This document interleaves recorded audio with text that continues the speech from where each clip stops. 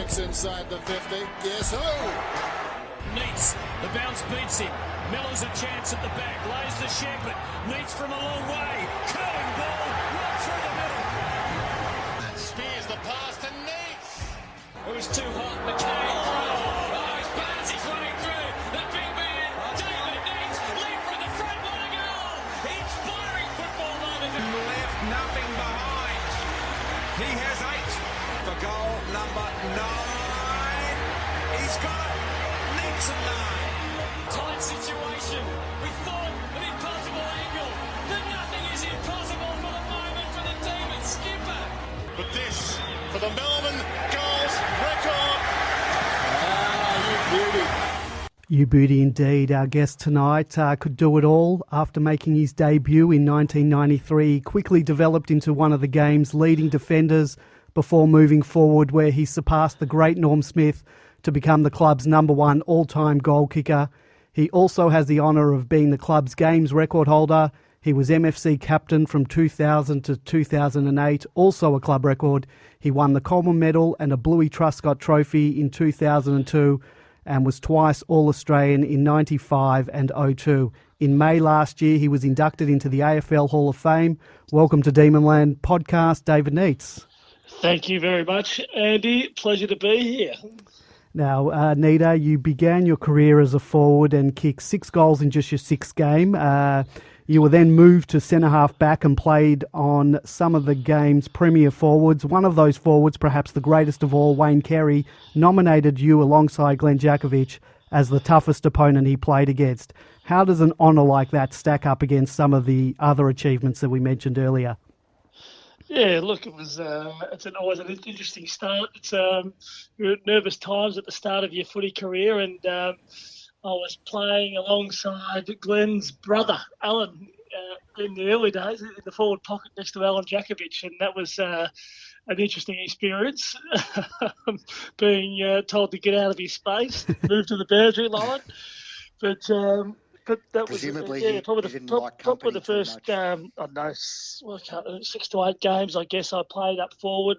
Managed to slot a few in one game, but other than that it was fairly quiet. And yeah, Neil Baum threw me into defence, and it proved really a really good breed, I suppose learning ground for me, if you like, and playing on some of the game's greats, Stephen Kernahan, Stewie Lowe, and Wayne Carey as well. So a great opportunity, as it turns out, as a learning experience, given I played most of my time beyond that up forward.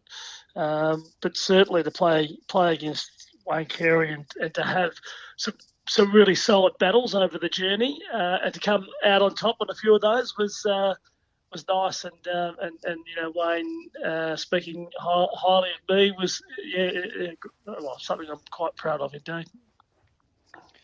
Nita, what was the impetus for the move up forward, given that you were going such great guns in defence?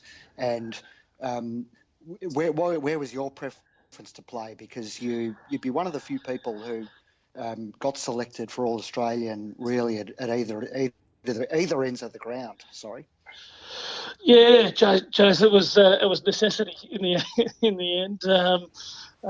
We had probably the nucleus of a pretty good spine there with Gary Lyon was sitting at full forward, the big ox at centre half forward, slot me in at centre half back, and we had a few people roaming at full back. I think Sean White for a little while in those earlier stages of my career. So we had what was a pretty good spine, but then Gary went down with all of his back injuries. The big ox went down with his knee. So I guess that sort of was out of necessity. So I ended up playing. We weren't playing that well. I could find myself as a defender. If we were going okay and getting it forward, I'd find myself as a forward, and just playing that swingman role, which has probably come back into vogue a bit more in recent times. But I found myself doing that for probably about 5 years, I reckon. You played alongside some quality forwards at your time at the D's, 𝗟𝗶𝘀𝗁𝗁, Lyon, Schwartz, Farmer, Green and Robertson, just to name a few. Who was the best of the bunch? That's going to get me into some trouble. You can name all of them. How can I answer Especially if that question? 𝗟𝗶𝘀𝘁𝗃 is listening. Come out of this alive. Look, they're all very different players, but obviously grew up with the 𝗟𝗶𝘀𝘁 from early stages, and probably got to see him more as a centre half back when he was at his height. But watching him just sort of across half back line, looking up and seeing the big 𝗟𝗀𝘀𝑁 presenting, kicking it anywhere really in his vicinity, whether the kick was good, bad, or indifferent, he'd somehow find a way to grab hold of it and make an impact. And he was probably the most awesome and devastating player that I'd played with at that particular point in time.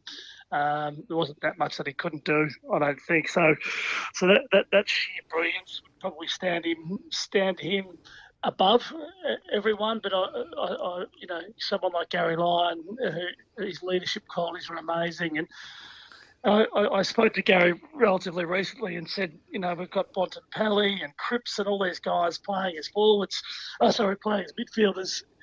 He probably should have been doing that because he was obviously a great forward, but he could swing into the midfield and be damaging in that role as well. So and look, I'll keep talking, I suppose, about the wizard Jeff Farmer and his electrifying abilities were just phenomenal. And then someone like Russell Robertson, who really you look at him and he's probably a small midfielder these days, but he held down centre half forward for such a long time and through a really good period for the Demons, and managed to kick 40, 50 goals a year on a consistent basis. So I've been pretty lucky with some of the teammates I played alongside with, and that's for sure. And Brad Green as well. He could sort of do everything. Sort of, played forward early in his career, through the midfield on the wing, sliding back into defence. Such a great reader of the game. So.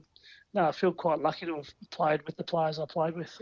Do you think if 𝗟𝗏 hadn't gone down with all those knee injuries, we'd be talking about him, or not us because we love him so much, but do you think the rest of the AFL community would be talking about him, about the way they talk about Wayne Carey? I think it's more probable than not probable. If you do the if buts and maybes, but at that particular time, I think the what was it? The end of the 94 season, yep. Particularly that final series, he'd take 15 marks, kick 5 goals and centre half forward, and on a regular basis towards the back end of that year, it was just unbelievable. You just don't see those kind of stats. I think if he was able to continue on unencumbered, I think it's quite probable that that's exactly what we'd be talking about. But look, it didn't quite happen. But for him, then he came back after 3 recos, and what did he say? I think he said he used to have a turning circle of a Ferrari, and then it was a turning circle of a tugboat or something like that when he came back. But he managed to still win an Melbourne Footy Club best and fairest after the 3 recos, and I suppose that's sort of testament to his footy smarts and just his ability to just find a way and his love for the game. No, it could have been a much greater story, but I think he still had a pretty impressive story that he was able to put out there on the park. That's right. Nita, I didn't have this question in my notes, but the current football department isn't going with a 2 ruckman game plan. And yep. On our website, many of the users are lamenting the fact that we're struggling up forward with form and some injuries, and Jason will be asking you specific questions about that later. But my question relates to when 𝗟𝗀𝘀𝘁 is resting, and we've been doing this for the past couple of years, and we're taking one of the tall forwards out of their position as a relief ruck, leaving our tall forward stocks quite bare. What are your thoughts on that strategy? Would you go with 2 rucks? Is there room for 2 rucks in the modern game? I don't really remember you doing much rucking outside the forward line, but then again, you probably played in an era that had 2 ruckmen. We did. We had Jeff White playing as ruck, and he didn't.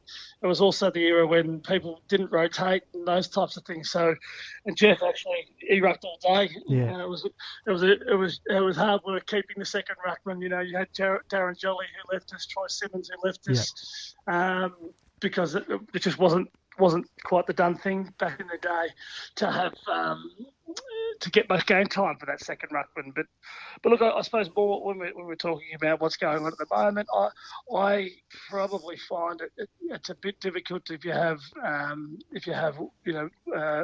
Wiedemann, Tommy McDonald, then just try and squeeze Bruce in and Gorney. It makes it a little bit difficult. Too top heavy. Just that forward line pressure is so important these days, that when the ball hits the deck, you've got to be able to pressure. So I think it's hard to play two rucks in the one team, and it's probably the way of the modern era is to have that forward ruckman and a really solid option as a forward ruckman that can come in and give Maxi some relief. Nita, Essendon were almost unbeaten going into the 2000 grand final. Did you rate us any chance leading up to that? We did. Absolutely we did. The 2000 season, we were pretty young team, really. We had all the retirements. We had Todd Viney and Jim Steins and Gary Lyon and all those guys sort of between 98 and 2000, all that happened. And we had, a stack of young blood coming through, and Brucey and Greeny were the two sort of key guys, I guess, and most memorable from that era. But no, we got on a bit of a roll, and we were playing some really good footy, exciting brand of footy. So we did. We thought we were a big chance. But yeah, as it turns out, when you win just about every game of the year, you only drop one. There's a reason for that, and they were red hot that season, the Bombers. So as it turns out, it was too much of a task. But no, certainly going in, you give yourself all the reasons that you can win it, what you've got to do, and why you can beat them. I think earlier in the year we'd been relatively close, only within a few goals. So you think a few things go your way, you might be able to make a fist of it. But no, they didn't go our way, and it was a devastating result. You took the second equal most contested marks in a grand final in that game, which is a considerable feat. Essendon were very physical with us earlier in the game. There was the incident with Troy Simmons and the one with Brad Green where he sort of got roughed up by a couple of players. Did we do enough to respond to the pressure and physicality, or did Essendon just overwhelm us on the day? Look, I think it was there was a little bit of that. I tend to think that they were probably just too good of a team for us on the day, and perhaps the mental side of their game and the edge, the mental edge. We were going into the game on the back of a lot of wins in a row, a lot of excitement, and maybe a bit more hope. And I think potentially with the Bombers having been in finals for a few years, probably missed out on getting what they thought they deserved the year before. And it's more of a mental hardness that I think that they might have had the edge over us than necessarily a physical one. Even though obviously the Michael Long, particularly the Michael Long and Brad Green incidents, that's more of a physical side of things. But I think it was more of a mental edge rather than a physical edge that they had over us on the day. Supporters often talk about 1998 as being the one that got away. With the exception of the granny that you played in, did you think we could have snagged a flag in any of the other years that you played? Yeah, look, I tend to sort of agree with that. There's a few of my teammates think that also back in '94 was perhaps one where we were a chance, and as I was talking earlier with the Ox on fire. Gazza Lyon playing well. We had the nucleus of a pretty good emerging team, I suppose, at that particular point in time. But I'm with you. I tend to look at 98 and think of the experience, the mix of experience and sort of emerging guys coming through. That might have been the one where we could have given it a shake. And unfortunately, North Melbourne on a Friday night under lights, bloody 𝗟𝗶𝘀𝘁𝗲, I think I reckon it's just about the best game I've seen him play. But where we what do we fall? A couple 3 goals short or something that night, that we were right in the thick of it in that prelim final, and then Adelaide going to win it, who we of course beat relatively comfortably earlier on in that final series. So yes, but it's the story. You got to get there to be able to win one, and we couldn't get past North to do that. Nita, you were coached for the majority of your career by the great Neil Danaher and formed a very close bond with him. Can you tell us a little bit about that relationship and what Dana's meant to you and to the club? Yeah, look, he was. I think he was fantastic when he came into the club. He took us back to school and was very clear on the way he thought the game should be played. And he spent a hell of a lot of time just going through a whole range of different detail on game style, and also just sort of some footy smarts, educational type things. Invited some of the senior players. You know, we had Brett Lovett and Gary Lyon, Todd Viney, Jim Steins, to all engage with that process about just the thoughts on the game. So that was a really important start, I think, for him.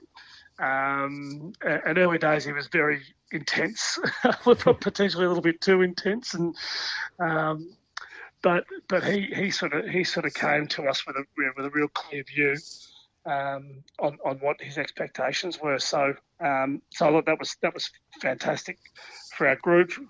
And then as things grew, you know, between him and I got to see through some ups and downs and trials and tribulations of 10 years coaching at the club, and obviously playing in a senior role alongside him. You get to see close hand some of the stresses and pressures that AFL coaches are under, and the way that he handled it, and even the team, when the team was under pressure, he was quite good at absorbing that. I guess if there was any criticism and things like that of the playing group, he was quite good at being able to absorb that himself, protect his boys, and then let us get on with the job of trying to play footy and trying to get better as a team and as a group. So his resilience is certainly something that shone through. And then I guess, you know, he moved on, and you retire, and we sort of kept on developing the relationship as mates after footy. But and we're still obviously doing that at the moment. We know his time's going to be cut short, but we're still catching up and when we can, and having a laugh and a red wine and a few beers and those types of things still to this day. Must be hard for you to see him now. I mean, it's such a great thing what he's doing with the awareness for, you know, fight MMD, but it must be hard to sort of see him the way he is now. Yeah, look, he doesn't like to dwell on that too much, Neil, as we all know. But look, it's a devastating disease, and it's a shocking thing for anyone who has to go through it, and for Neil and his family and Jan and his kids. It's really hard work, but all we do is enjoy the time that we've got, and whenever we catch up, we make sure we have a great time, and suck the most out of life that we can, and that's certainly something that he has absolute belief in doing, and that's what we'll continue to do. As he mentioned in his speech to the boys this year, he certainly likes telling a story still, that's for sure. Nita, we mentioned the very long list of accomplishments that you've achieved across your career, culminating last year in your induction into the AFL's Hall of Fame. That must have been a tremendous honour for you. But I'm assuming you'd trade all that in to have had a flag under your belt. Oh, absolutely. No doubt about it. You know, it was a great recognition, and I guess that's what it is, and it's lovely that the AFL and the Hall of Fame committee sort of look at your career and give you that recognition. So obviously very grateful for that, but it's not what you play for. You don't start your career saying, "Gee, I can't wait to be announced at the Hall of Fame." You know, Yeah. you know, it's you see yourself on the dais holding up the Premiership Cup or getting the medallion across your neck, and all the hard sweat and tears and training and all those things that you do. That's what you do it for. But no, unfortunately, that wasn't my journey. But look, obviously our Demons are at the moment are having the year that they want to have. But certainly that opportunity is right there, staring our boys in the face over the next few years. So that's what we want to see. We want to see those boys get up there and achieve the things that I wasn't able to. Nita, amongst supporters, one of the favourite highlights from your career came against the Hawks in round 1 of 2002 when you knocked 𝗟𝗏 into next week before gathering the ball and kicking truly. What are some of your favourite memories from your long career? That was an interesting one. That one it came at a time for me when. I guess 2000 we played the grand final. 2001 we didn't respond that well in that year. Didn't make the finals. So 2002. So the end of 2001 and that pre-season 2001 2002. Probably a lot of reflection for myself as the young captain, I guess, at that time, as to what I wanted to do and how I was going to respond as a leader. And while that wasn't necessarily the response, it was a nice start for me in that year, and probably helped me to put a stamp on my leadership at the footy club. So it was an interesting moment. Although I have caught up with 𝗟𝗏 since, and he's had enough. He said, "Can you tell those Demons to stop playing that footy? I've had enough of that." But so he's woken. It was an interesting moment. But there's lots of different moments throughout seasons.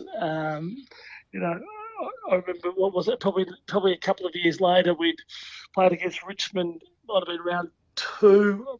I think we got beaten convincingly in round 1. Maybe it was 2004, I think. And the footy world came down on our club, on the players, on the coach, after a round 1 loss. And we came against the Tigers, and I managed to kick 9. We had a great win and got our season back on track. And it was a round 2 win at the end of the day, so probably don't think about it too much. But for me and the group at the time, it was a really important moment. So, you know, I sort of think about some of those games that might be, you know, insignificant in some ways, but they sort of stay in your mind. Post your playing career, you were appointed to a position on the AFL Tribunal. What do you make of the current MRP process and the perceived inconsistencies that many supporters accuse the current system of? Yeah, it's interesting. I'm sitting on the tribunal, so I can't really say too much about it. But look, what I will say is that you get to the tribunal. It's a tough job to start off with, and it involves interpretation as much as there's the guidelines that are there, and they try and sort of make things as clear as possible. You know, something like the degree of force.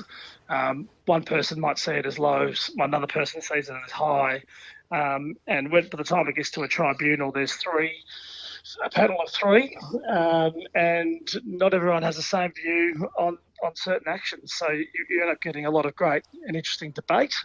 I know that there's some decisions that you play out in the media that there's a lot of conversations that happen in the media that happen at the tribunal while the panel are discussing the pros and cons of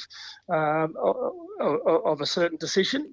So all of that is taken into account, but at the end of the day, it's a human process, and some people will agree and some people will disagree, and it's hard to take that out of the equation.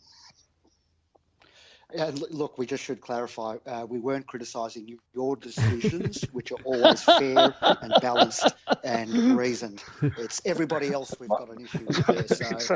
And the ones that weren't right, I voted the other way anyway. There was the other exactly. two. Nita, just got a couple more for you. We're very grateful for your time today. You also spent some time as a part-time assistant coach at the Hawks. Are your coaching days behind you, or could we coax you back to the D's to assist with the current woes in the forward line and with what Simon Goodwin calls our quote-unquote connection? Yeah, no, we have had a couple of connection issues. We've got a few different issues going on at the moment, but no, the time at the Hawks was really interesting. Obviously, spend a little bit of time with Clarko as a player, as a teammate, but spending a bit of time with him in that sort of assistant coach position was quite fascinating to see how he views the game and looks at the game. So I really enjoyed it. It was as I said, it was a part-time role, so that I just didn't have the time commitment for it. But look, I enjoyed it. At the same token, it didn't inspire me to go on and sort of try to commit myself full time as a coach. And my view on that is if I felt like I wanted to try and become a senior coach, then I'd take up coaching in a more serious way. And if I didn't, then I wouldn't. So I don't see myself being a senior coach. So therefore, I'm out of the whole coaching equation. Yep. Fair enough. Look, we'll pick your expertise anyway. What do you perceive as being the problems up forward, and how can they be fixed? And I guess part two to that is, and you were a beautiful set shot on goal. What can we do to overcome the horrible yips that seems to have struck the boys this season? Yeah, the forward connection one is a difficult one. It's I think it's just a whole range of different things.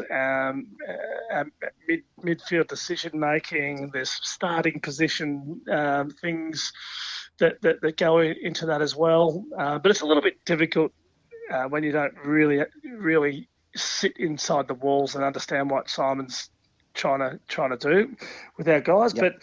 But look, I think there's probably a little bit of knowing when to go fast and when to go slow. Our decision making up the ground on that, I think we're still evolving in that. Sometimes we go slow when we should go fast, and other times we go fast when we should go slow. So, it's not. I don't think it necessarily comes overnight, but we'll get better at those decisions.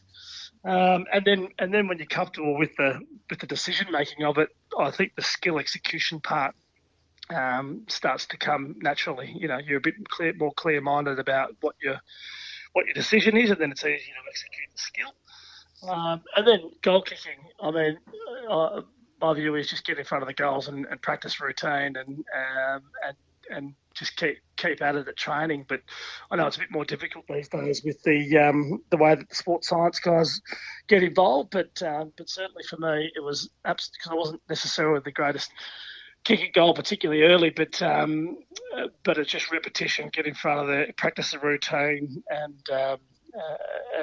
put the hours in. That's the key. Yeah. Some very sad news recently with the tragic passing of Anna Green, wife to your teammate and fellow D's captain Brad. How is Greenie going, and are you and the boys able to help him in what must be a really difficult time for him? Yeah, look, just a shock to start off with, and just terrible really with two young boys. So there's going to be some difficult times for Brad, absolutely.